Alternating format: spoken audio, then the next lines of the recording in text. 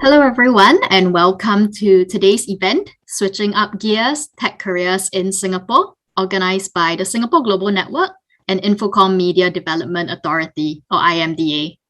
I'm Leanne from the Singapore Global Network, a team which focuses on growing a global community of Singaporeans and anyone with an interest or an affinity with Singapore. And what we really hope to do for our members of our community is to, connect people from all around the world and to also help our members stay connected to the latest news and developments in Singapore.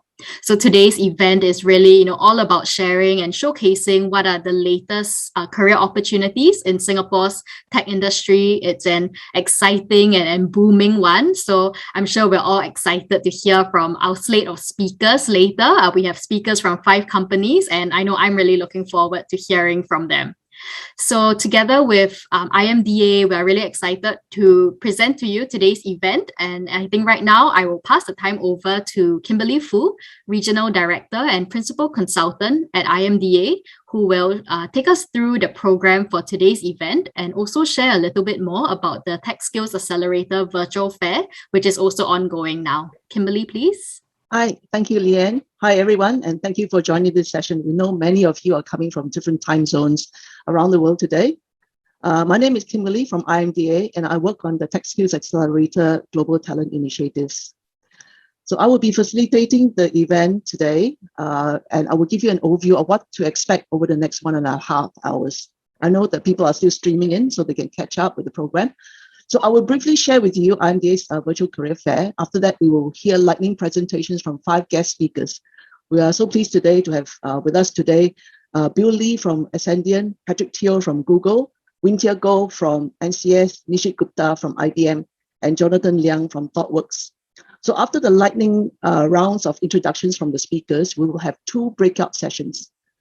And in these sessions, Zoom will automatically channel the participants to the breakout room 1 and breakout room 2 for Q&A engagement with the speakers, aided by the facilitators from IMDA. So after about 20 minutes or so, the speakers and facilitators will swap rooms, whilst the participants yourselves will remain where you are.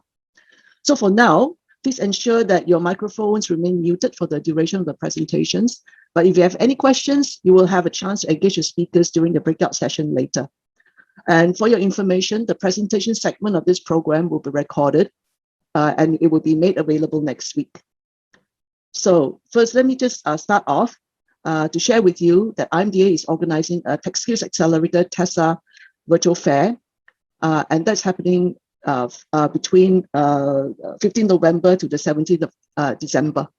So you can go to this link below, and applications is open from now until 3rd December, and virtual interviews for shortlisted candidates will take place between 6th to 17th of December. So the virtual fair has 18 tech companies participating with close to 90 exciting tech job roles in various areas.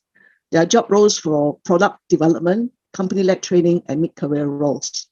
So our 5 companies represented by the speakers here today are participating in the virtual fair, along with other companies represented by the logos here. You can also see that there is a wide variety of tech job roles like software developers, product managers, AI, data, cloud, cybersecurity specialists, and more. So aside from the TeSA virtual fair, there are also other platforms for more Singapore tech career opportunities. So on the left is the My Careers Future portal that lists various job roles, including tech and non-tech roles. And on the right is the Careers at Gov portal, where you can find tech job roles in government agencies as well. So for the next segment of lightning round introductions, I will hand over to the first speaker, Bill Lee, the Managing Director and Founder from Azendian Solutions. So over to you, Bill. Thank you. Thank you, Kimberly. Let me share my screen. Good afternoon, and good morning and good evening to the others wherever you're from. My name is Bill. Let me do a quick introduction of myself, and my career before I launch into Azendian Solution and the opportunity we have. I started this company, maybe about 6 years ago. Before that, I was a partner with Ernst & Young. I was running the data analytics practice for Southeast Asia, right? So I started the practice there and done it for a few years. And before that, I was with a company called SAS. Some of you might be familiar with it. SAS was the largest provider of data analytics software in the world. I was a country head here in Singapore. And during that time, when I was in SaaS, I was also managing the emerging market in this part of the world. So end to end, I've been in this data analytics AI business for more than 18 years now. I started it when it was not sexy at the time. And before that, I was with Arthur Andersen. I was in business consulting for too many years, right? So that's a little bit of my background. Let me share with you a little bit about how my work study experience in the US helped me prepare for my role here, in Singapore. In fact, I went to school in the US, got a degree there. And I remember during every opportunity I had, I did an internship, and all in the US. And I think it was 6 months before I graduated, I already had a few job offers, right? And most of the job offer I had with the US and New York and the Bay Area. And I decided to come back to Singapore. So one of the offers posted me to Hewlett Packard at the time. It was for a role here back here in Singapore. So why did I come back to Singapore? Having worked in the US, for a number of years, living there, studying there, and every opportunity I had, I did internship there. The first thing I learned, is that it doesn't matter where we are in the world, we are all the same. We can be as successful as we need to be as long as we work hard, as long as we know what we want, right? So success, I learned, depends very much on the individual. What we want. It doesn't matter whether you're in New York, you're in Singapore, you're in Beijing today, in London, right? Our individual ability and our ambitions, actually is a very big determinant of how successful you can be. And of course, another reason why I came back to Singapore at that time was because I missed my laksa and my char kway teow.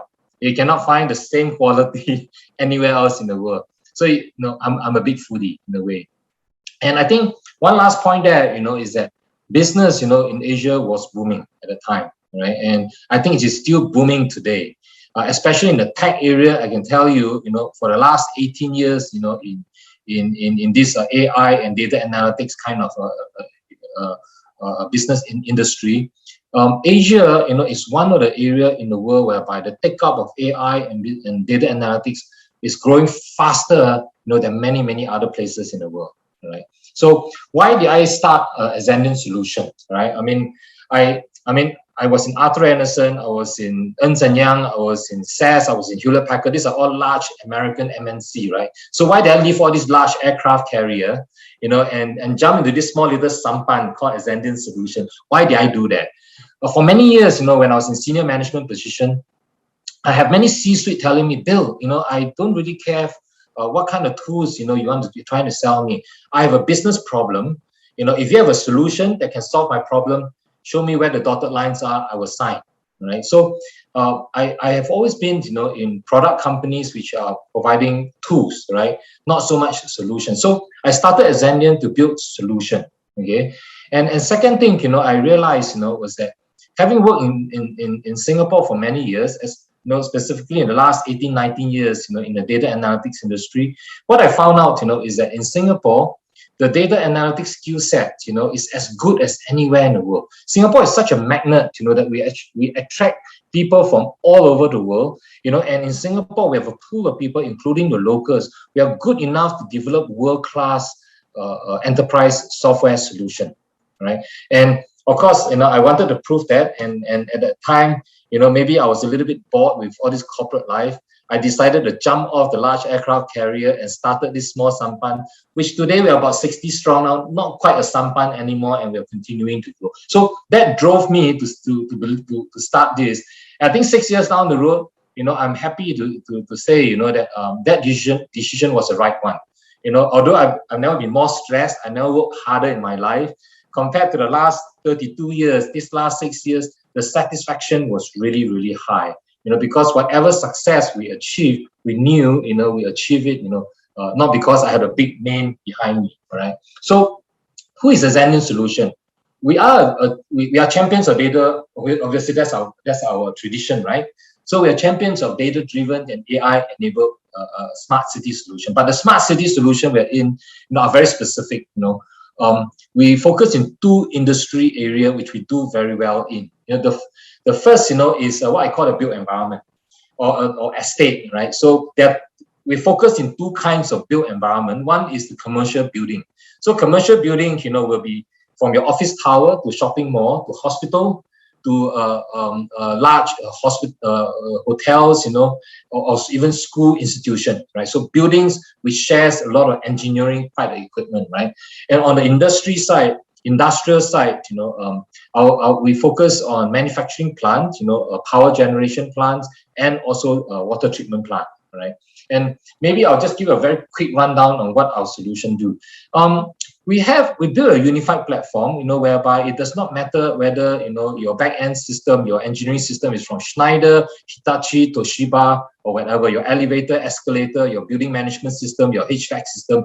We're able to pull all this data in on a real-time basis, right? And we can convert it to a haystack. Haystack is a standardized format. It doesn't matter, what kind of equipment you run, you convert it, into this global standardized haystack format, right? We're quite proud, in the sense that we can do that real time, and not only we can read real time, we can write back real time. So I can be sitting on the beach in Bali, as long as I have a handheld with me, I can shut down the building thousands of kilometers or miles away, right? We have also in our solution built a predictive maintenance capability, right? And fault detection and force detection capability. It doesn't matter whether it's a condenser fan or a chiller plant or air handling unit, or a escalator. We are able to run all this predictive maintenance capability. Last, is that it's a solution which we are very proud, because not many, I think less than 5 companies in the world, maybe less than 3, can actually do it. We built a digital twin.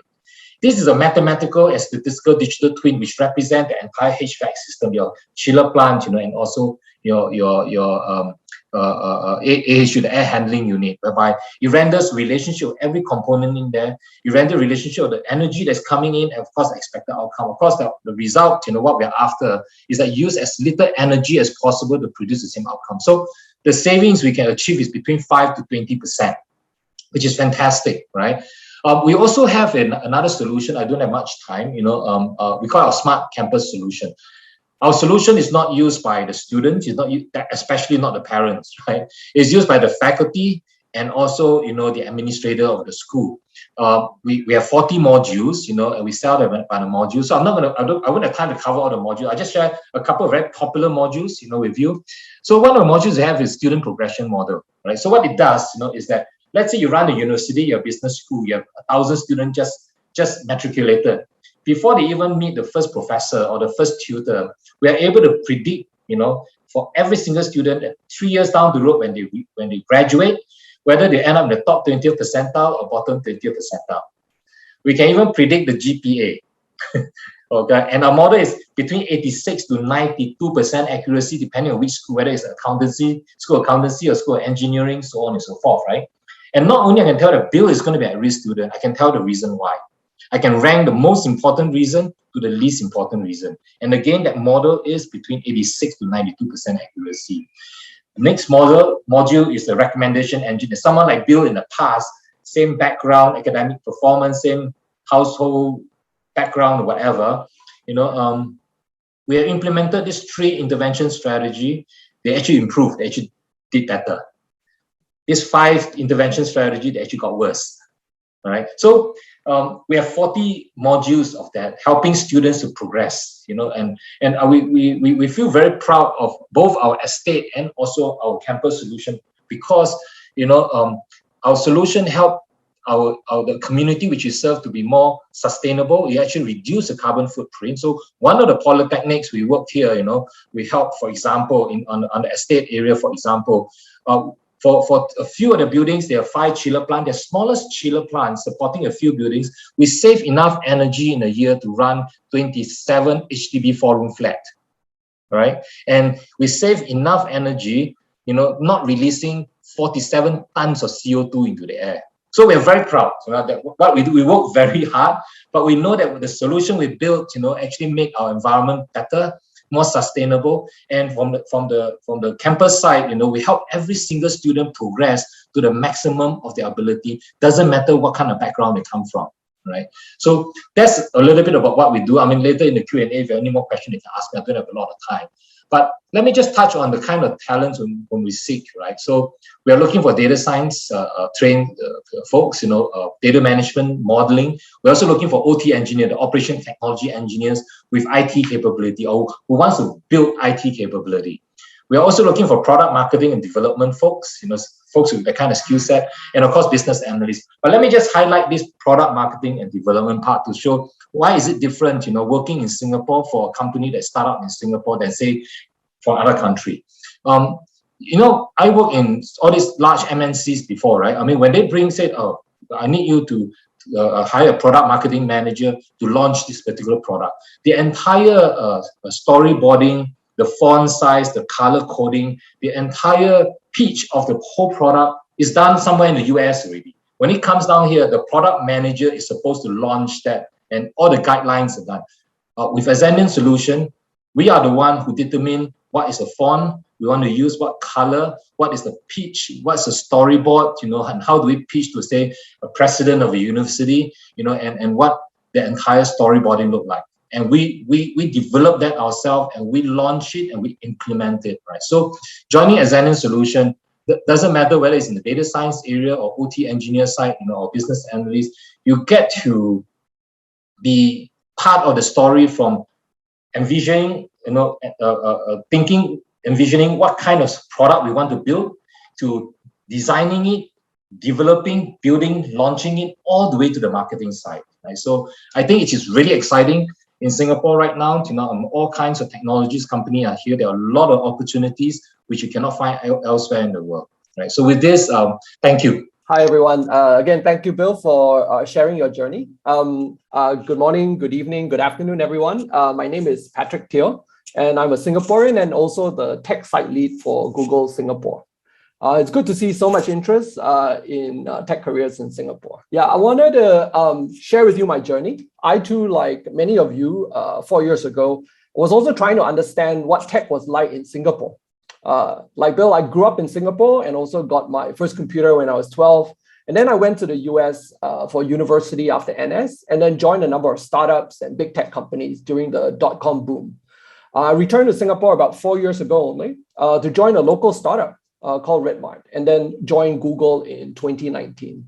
I must say, it's been a privilege to represent Google Singapore as its tech site lead and help Google Singapore expand its tech presence in Singapore, and also encourage software engineers overseas, especially Singaporeans, to consider pursuing tech in Singapore. Now, Google's mission, as some of you may know, is to organize the world's information and make it universally accessible and useful. So while we started with search 22 years ago, and while search will continue to be at the heart of what we do, we've expanded the products we've offered significantly, and have been building a more helpful Google for billions of people worldwide. Now, APAC is an important region for Google. Asia today has more than half the world's internet users. In spite of that, Asia continues to have great potential for internet user growth. Many of us at Google, we call that the next billion users, and we believe that it'll come from Asia. As a result of that, Google actually has more than 30 offices across APAC, and we've been in APAC for quite a long time. We opened our first APAC office in Tokyo in 2011, and recently celebrated our 20th anniversary of Google in APAC. Talking more about Google Singapore. Well, Google Singapore has always been an important part of APAC. We opened our first office in Singapore in 2007 with 24 people. On the left, you can see we all fit in one room. Now today, we've grown to over 2,000 employees. On the right, you can see the opening of our Mapletree Business City office with Prime Minister Lee as the guest of honor. Singapore is an exciting place to work for Google. APAC is the fastest growing region for Google, and it's fitting that Singapore is also our APAC headquarters. With over 2,000 employees working in Google Singapore, it's also one of our largest sites in APAC. We have Googlers across all functions: sales, marketing, finance, partnerships, product design, and engineering. Singapore is also home to 3 of our data centers, which comprise a total investment of over $1 billion in Singapore dollars. We have an attractive and engaging office that facilitates Google's working with each other and encourages that spontaneous exchange of ideas that's so crucial to innovation. We also hope to return to the office soon after COVID restrictions ease up. One of the aspects that makes me proud about representing Google Singapore is our focus on investing in our local talent. Now, we work closely with the local universities and have a popular evergreen software engineering internship program for final year students. Many of these interns become full-time Googler software engineers. We also have programs to help people understand what it's like to work at Google and what to expect from our interview process. More recently, during COVID, we launched Skills Ignition Singapore. This is a training program for locals in collaboration with EDB, Skills Future, and IMDA. Now, Skills Ignition Singapore has trained over 2,600 trainees in digital marketing and cloud technology. Because of the success, we have recently announced an increase in the cohort to 3,600 and the addition of a third track in data engineering and machine learning fundamentals. We also have product development teams in Singapore as well, and this is what I want to talk to you about. We have software engineers, UX and UI designers, and product managers. I lead some of these teams. And we work on products that have global reach, as well as some features that are specific to Singapore. One of these products is the new version of Google Pay. The teams in Singapore built the foundation for Google Pay and also helped with features for India, United States, and of course, for Singapore, including our Lunar New Year game earlier this year. Besides Google Pay, we also work on other exciting products, including a product called Camera Go. Camera Go is an app that leverages the machine learning techniques we have developed on more advanced phones to more affordable phones. So AR lenses and night mode for Camera Go are some of the exciting features that the team here in Singapore worked on. Beyond working on Google products, we also help develop the local and Southeast Asian tech ecosystem. We have a physical developer space in our office that we use for a variety of programs, including our own Google for Startups, Southeast Asian Accelerator. We also have programs for the community, like Lakopi and our Women Developer Academy, that help developers connect and help grow the local tech community. Finally, working at Google Singapore also allows Googlers to give back to the community. We have programs like Giving Week, where Google matches donations, and Google Serve, where thousands of Googlers can volunteer their time and resources to help their community. As you can see, it's really fun working at Google Singapore, and we're hiring. We have lots of exciting opportunities, especially if you're in software product development. We'd love to hear from you. So please visit our website or reach out through this program or directly to me via LinkedIn. So thank you and hope to see you in Singapore. With that, I'm going to pass it over to Winthia Go. Hi, everyone. I'm from NCS, and before maybe I jump into sharing with you what NCS has been up to and what are some of the things that you can be doing at NCS, maybe a few words for myself. I've had over 20 years in digital. I started working for probably what is one of the earliest internet startups in Singapore, and since then have worked in a variety of roles in digital, from ventures to product management to managing data analytics. I was formerly the Chief Digital Officer for Aviva for Asia, and now I'm running the digital business for the region for NCS. I did my postgraduate in the US in a very obscure topic at that time, which is focusing on climate change and the exchange market for carbon credits. But now, of course, it's a hot topic. And I can definitely relate to what Bill said. When I came home to Singapore, the go-to food for me was lontong. I had to eat lontong nearly every day for a few weeks.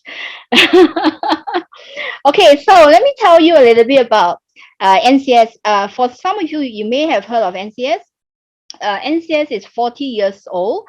We started life a long time ago as the IT arm of the Singapore government. We have since then been privatized, and we are now have been for a very long time part of the Singtel group. And we continue to do a lot of work in the government sector, and we are very, very proud of that work. And in that area, we are very heavily focused on how else can we innovate with our customers in the public sector so that the work we do continue to make the best possible impact for citizens. But beyond the public sector, we also have a fairly good footprint in commercial sectors, in areas like financial services, in healthcare, transportation, in media companies and tech companies. Geographically, we are focused on Asia, but based headquartered out of Singapore. And today we have about 10,000 people across various locations in Asia Pacific. At any one time, we have about 3,000 projects, so plenty of different types of projects for our people to focus on. Now, then, how are we organized? What kind of people, what kind of capabilities do we have? In NCS, we at the moment have 53 specializations. Think of them as houses. So people who are in the same specialization, they have a similar experience, skill set, they have the same career aspiration. That's why they are in that particular house. But it also means from as you progress in your career, you can also be moving to other houses, and also in that move have the opportunity to take on other skill sets, learn other things, and do other types of projects. Organizationally, we have in terms of our business units, we have an applications team, an infrastructure team, engineering, and a cyber team. And today I'm going to talk a little bit more about Next, which is the part of NCS that's heavily focused on digital transformation. Now, I mentioned that we have locations across Asia. So we have offices in about 15 cities in Asia. And I'm going to focus on 3 specific ones, and that's Singapore, Melbourne, and Shenzhen. So they form what we call our next innovation triangle. In these 3 locations, we are heavily investing in growing capabilities and teams around certain key capabilities like the ones that you see on the screen here in mobility, in cyber, in video, definitely in the full range of data science and AI capabilities, as well as in cloud technology. Now, some of our different locations in Asia may have a slightly different focus. So, for example, the China market is much more mature in terms of 5G adoption. So we have a lot more 5G for manufacturing type use cases that we are already actively implementing for customers in China. China is also one of our blockchain centers. So a lot of our blockchain work, a big part of the development team of blockchain developers will come from China. Although really for us, the next innovation triangle really exists as one. Our 53 capabilities, our next innovation triangle, the way we work is that when we have a problem to help a customer solve, we are actually pulling together capabilities across those specializations to form the right project team for each customer. To give you a sense of the range of work NCS has been involved in, and so by extension, when you are part of NCS, you may have exposure to. We do a lot of work looking at piecing together sensors, IoT technology, data platform, and then how can we turn that into a digital twin type of setup for energy management, for facilities management, or for other scenarios, right? So we've done that for housing estates in Singapore, where the digital twin that we put in place help to monitor and anticipate things like potential leaf failure, and so enable our client to do proactive maintenance, and so therefore residents will not be inconvenienced by the breakdown of facilities. We do a lot of work in data science, AI, that really ranges from anomaly detection, building recommendation engines, or even enabling our customers to learn and be able to self-service a certain level of analytics themselves. Because of the work we do in the public sector, we very often have projects that I think makes a very big nationwide impact. Today, we support all of the public schools in Singapore. So if somebody have a kid in a primary or secondary school, their ability to access Wi-Fi, their access to remote learning facilities, and even the devices that they hold, all of that is supported by my colleagues in NCS. We also in the area of 5G and video analytics, we also have done a lot of work for customers. And here in these days, we are seeing some of those work coming through in use cases like unmanned retail. In Singapore, we face a labor challenge, right? So many retail locations are not able to be fully staffed up in terms of the people that they need. And so we are increasingly helping them manage their operations with a combination of unmanned retail, which help to alleviate a little bit that labor shortage. So related to unmanned retail and the type of technology we use, we have also extended into areas like autonomous vehicles. In this area, some of the work has been around last mile delivery, and we run POCs for that. At the moment there's a 5G trial in Sentosa, and so we also have a last mile delivery POC with a client in Sentosa itself. So we do quite a wide range of work, and very often it really requires the teams in NCS to bring together a combination of technology, but in addition to that, more importantly, to think about how those technology can be used to the best impact to deliver the right user experience for what is very often complicated or business or mission critical systems. Now, I want to spend a little bit of time to talk about development. So if you are in NCS, what are some of the major programs for learning and for career development? A couple of months ago, we announced the launch of NCS Dojo. So Dojo is a part of NCS where we are focused on building programs for immersive learning. The idea is we learn from one another. So you can imagine with 53 practices, we have a lot of expertise within the company. And Dojo is a way of a kind of an apprenticeship type model where our people who are experts in one field train others who are interested in pursuing expertise in the same field.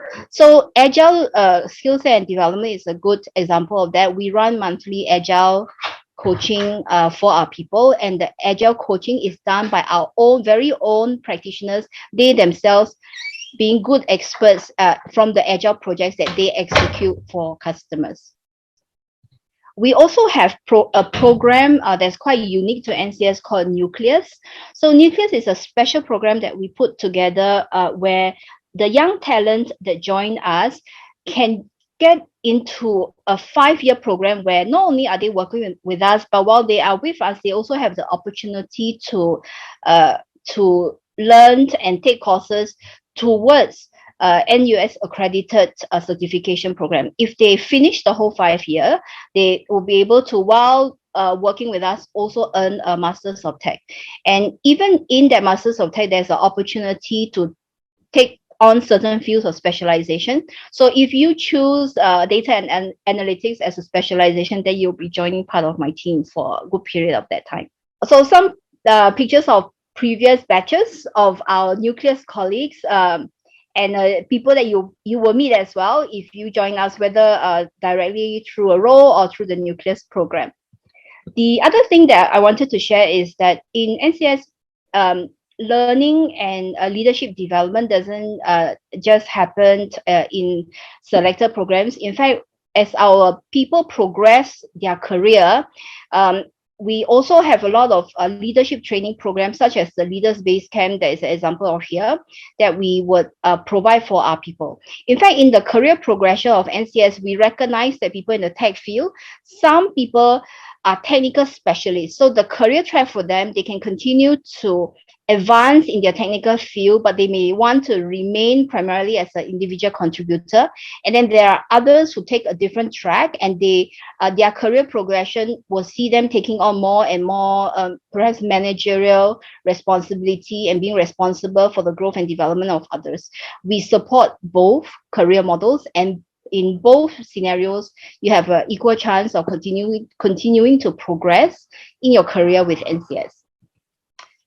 Some photos of our CEO meeting our new leaders and in their leadership training program. So who are we looking for? In NCS, I would say that in NCS, we are a group of design thinkers. We solve problems.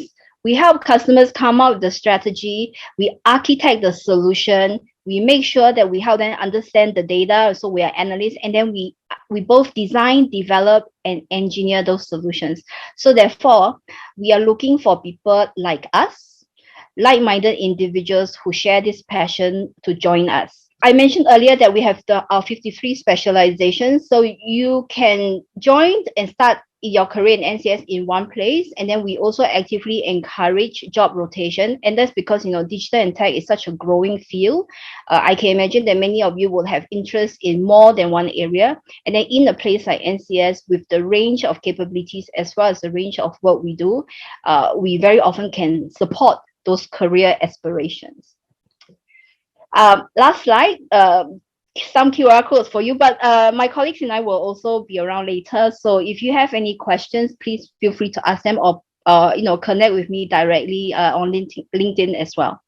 Okay. And so with that, I will hand over to Nishit. Thank you, Winter. Let me share my presentation. So good morning, good afternoon, good evening, based on where you are. My name is Nishit, and I'm a partner of IBM iX, and I represent IBM Consulting. I believe IBM is no stranger. I believe it doesn't matter which field you are in, whether you're in tech, whether you're in finance, whether you are in digital, or you could be in contact center. IBM's kind of a name which is known for ages and decades to people. I'm personally based out of Singapore for 10 plus years. So I am not a Singaporean, but I think in Singaporean true in heart. I've seen Singapore evolve and seen the evolution of technology in Singapore for more than 10 years now. So today I'm going to talk about, I think today's session is more about you, less about me. So I'm going to start focusing first to start from the outside-in approach. Let's look at first the market. If we start looking at the market, we've been hearing about the so-called cliche terms of digital transformation, business transformation, which a lot of consultancies, the big fours and everybody talks about. But let's simplify on what this digital transformation, business transformation is, which people have been talking about for a decade plus. In our view, if we look at it, somewhere around 2010, enterprises started dabbling or experimenting with digital technology. They started looking at ways on how they could start aggregating customer data or user data using either direct to consumer technologies, which are marketing and commerce oriented. That's what we call traditional enterprises, which are playing with digital at the edge. Now, you start seeing somewhere around 2018 to 2020, where enterprises are becoming more and more data oriented. They've started realizing that 80% of the data that they had, they were not leveraging. And that data was sitting inside their own organization. And that's where they started making digital as their core. And the pandemic actually gave a big push to it. Now what you start seeing is enterprises have actually, in the post-pandemic era, have started becoming virtual enterprises, where they're not only having digital as their core, they're basically having digital everywhere. They started using digital as a ways and means to generate revenue. They've started not only creating market-facing platforms, but they started going to be part of open platforms. Yeah, so this is how we see on how the evolution of the market is.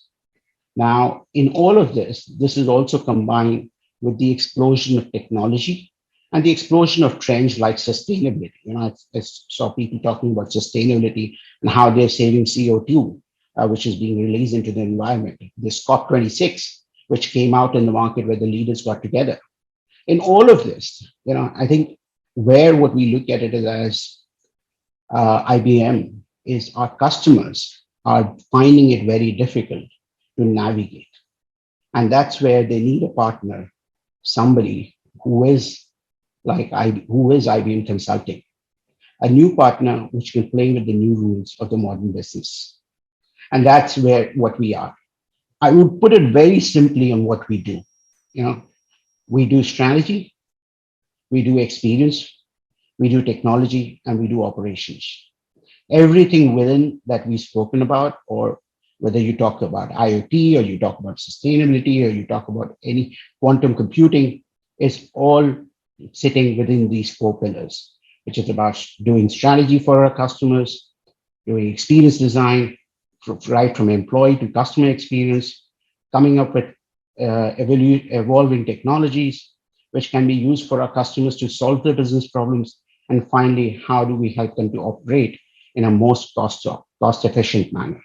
And that's what we do as part of IBM Consulting. who we are. We're present across the world, and we're present in Singapore as well. And we're proud to be present in Singapore. Some of our people who have been in ex-IBM actually are now holding positions within the government, as well as holding the positions within the board of a lot of Singapore-oriented companies. But across the world, we are a team of 140,000 people. You can name a technology where IBM would not be present. I think it's going to be very difficult to find one. But if we look at it, across the world, most of the people are operating into Agile. We've got 96,000 people who are actually operating Agile and co-creating with the clients, which is not only operating in Agile, but also training our clients to operate in Agile, which I think is what we need. We don't need to be smart. We also need to make our clients smarter than us. That's what our clients want today. If you look at Red Hat, which is the recent acquisitions that we had, we've got 1,200 people and we are growing. You look at experience design and strategy is what we talk about. We've got 15,000 plus people across the world. You look at process-oriented optimizations with the products like Celonis or any of the automation tools. You've got 19,000 plus people who do that. So with the numbers, we can all count the numbers. But the most important thing is, if you want to be part of the team, of such a large team who's actually helping clients transform, if you would like to be part of this team who can actually solve client problems, and that's what is most important out here. Just giving you an inside-out view on how we've arranged ourselves in order to support our clients. For us, there are two parts of the business. One is what we call as transformation services. The other, which we call, is about how do we help our customers in order for them to get onto the journey of migrating to cloud. I think cloud is also not a stranger, but a lot of customers are finding issues in order to move to this hybrid cloud journey. And that's what we support. So internally, we look at it as, the 4 layers, the horizontal layers, what we call as customer transformation and customer experience transformation. Then we get into finance and supply chain transformation, which is one of the biggest issues that we find in the post-pandemic area. Talent transformation. When we talk about business transformation, a lot of people talk about technology, but they leave behind the people. And what we think is, in order to make any transformation successful, the most important thing is transforming the talent, which is sitting within an organization. So we focus on that. The last is we have industry specialized units, which I think our friends also spoke about, which is 5G, IoT, or payments in a bank.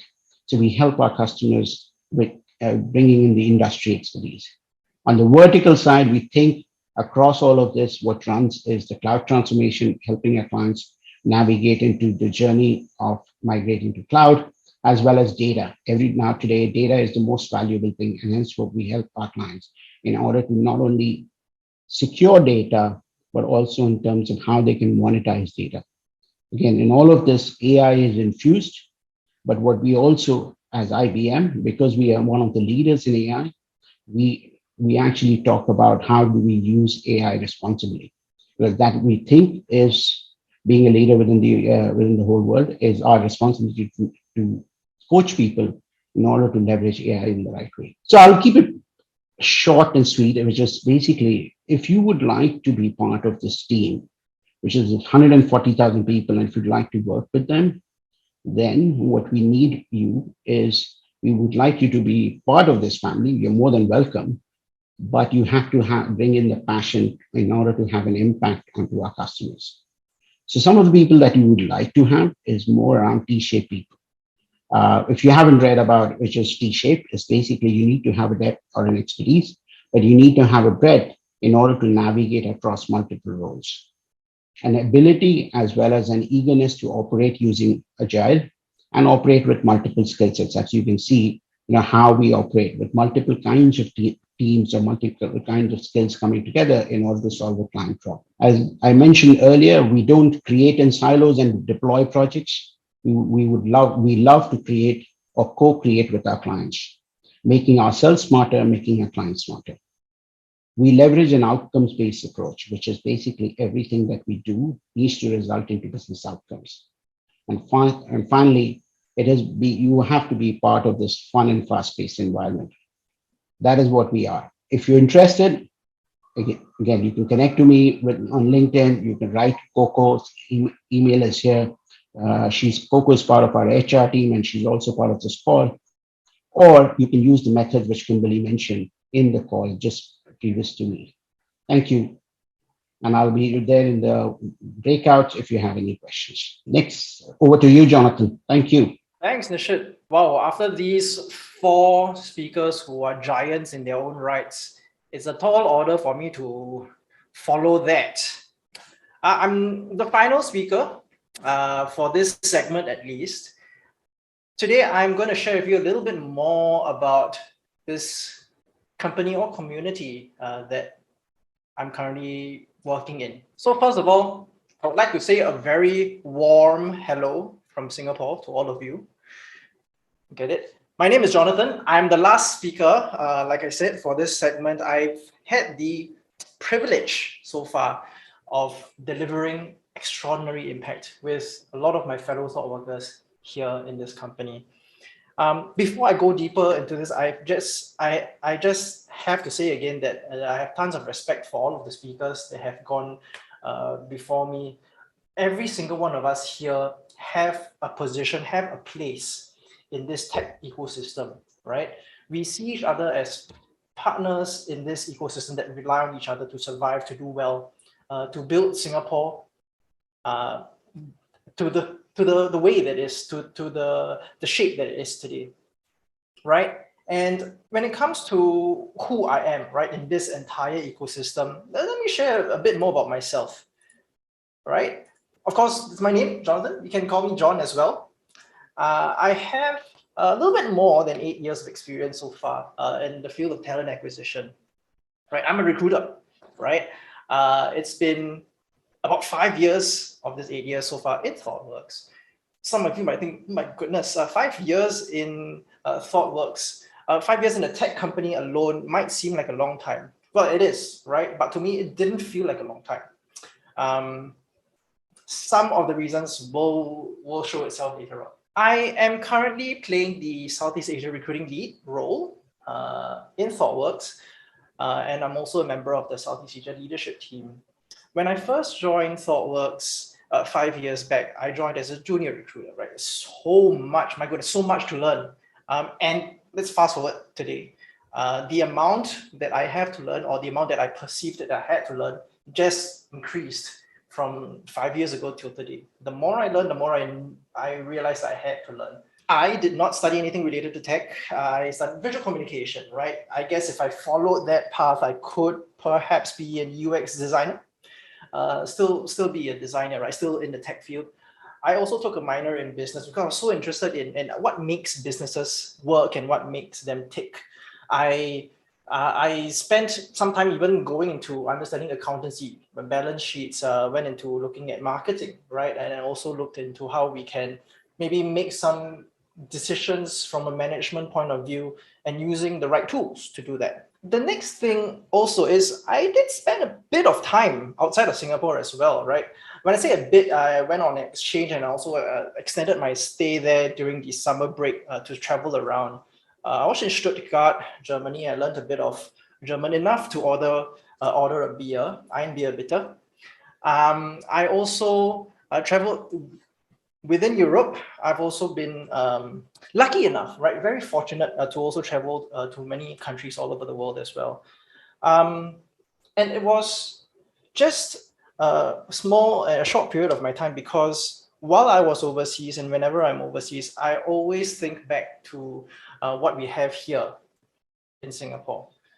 Not just the lontong, right, that Winter talked about, but it's also, if you look at what works, sure, you're thinking, hey, John, in Germany, they have trains and all the engineering, German engineering, right? But come on, you look at Singapore as well. Everything just works. You don't have to file taxes. IRS, my goodness, everything's automated. And the low taxes here, and of course, the utter convenience, and this is where home is. All of this makes me absolutely clear that I'd love to be in ThoughtWorks. And also people like Nishit, right? He says, I'm not Singaporean, but he is very much Singaporean, right? We have people like this from all over the world coalescing in this one tiny dot where we all can learn from each other and really build something great together. I'm also a new dad. I don't know whether you consider this new, but my son is about 1 year old, quite new to me, right? Hence, you heard my very lame dad joke at the beginning. Some of them might continue to come, right? And I also am not someone who have succeeded all the time. I only had my driving license on my 3rd attempt, right? But I'd like to think I'm a pretty safe driver, right? Because I took the test 3 times. I also attempted to start my own business after graduation. Attempted is a key word here. I did a bit of market research, and thankfully I didn't lose all my money because that competitor research allowed me to understand that, hey, that place is also pretty heavily competing, and a lot of competitors there already, right? So that's a bit about myself, my journey so far. And let me tell you a bit more about why I've spent 5 years in ThoughtWorks. So first, why? Before I go into why, some of you might not have heard of ThoughtWorks, right? We are not as big a name as Google or IBM or NCS or Azendian, right? But we are a global technology company. What do? We build software. We are, in essence, a technology consultancy. We build software, we provide consultancy services. People know us, right? If you are a software engineer, or if you're in the technology space, you would have heard of ThoughtWorks, perhaps, because our roots are in high quality software development, right? Superior software development. But we go beyond that, we go into consultancy. We pretty much go in when the client tells us, hey, ThoughtWorks, we need ABC. We ask the right questions, we figure out what they need. We find out 9.5 times out of 10 that what they tell us they need is not what they actually need, right?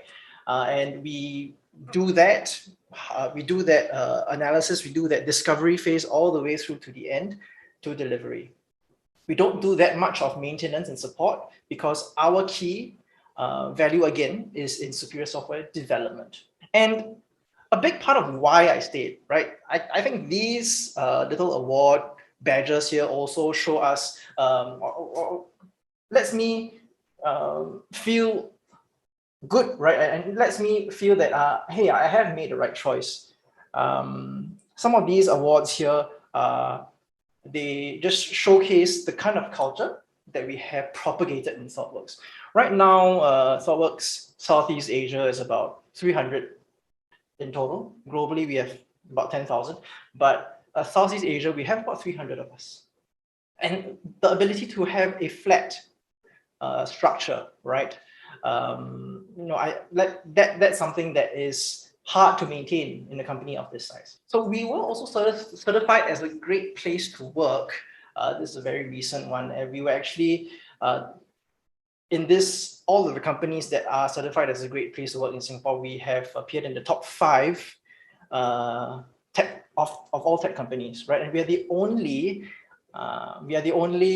services, or we're the only consultancy in the top 5.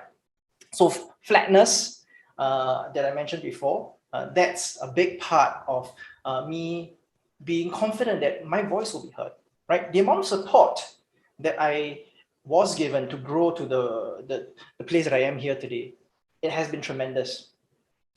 The amount of feedback that was given to me and the amount of feedback that was listened from me, it was also very clear. And my goodness, the autonomy. I was able to even make sure that if I want to do something in a particular way, right? Yes, we have a specific outcome, but how we actually do it and the road that we take to get there, each of us have our own ways to do that, right? And I have that autonomy to make that decision here in ThoughtWorks. What is it that makes us so great besides all these things? So some of you have definitely heard of Agile if you're in the tech world, right? Agile is 20 years old. ThoughtWorks is a little bit older than that. Some of you might recognize this face if you read some tech blogs. We are known for leadership in Agile, right? We've been delivering software in an Agile manner long before it was ever a mainstream practice. right? Our chief scientist, Martin Fowler, that's this gentleman over here on the top left. He is one of the original signatories of the Agile Manifesto. We are not content, right, to rest on our Agile credentials. We continue to learn, develop practices, right? Practices like these that aid us and our clients in getting the most of Agile ways of working. You can see from project management, right, all the way to development practices, architectural practices, even in operational teams like myself in recruitment, right? Agile is a mindset. All of these practices in terms of Agile transformation, these are part and parcel of our life at ThoughtWorks, right? If you do join us, right, if you have that interest to want to make sure that you want to spend time to do things, write code in the right way, make sure, even things like automated testing, maximizing it, test-driven development, ThoughtWorks might be the place for you, right? And we don't have a very specific group of clients that we work with. In fact, we work with clients across all industries, right? So in wrapping up, we are hiring across these different roles right now, right? Of course, we are hiring also in some other roles that may not be listed, but these are the main ones that we're looking at. If you have a role you're interested in but don't see it there, connect with me. So that's it. If you're curious to know more, ask us more questions. The QR code can be accessed also, I guess, in the slides that will be shared later on. Thank you very much for listening. On to you, Kimberly. Okay, thank you, Jonathan, and thank you to all the speakers. So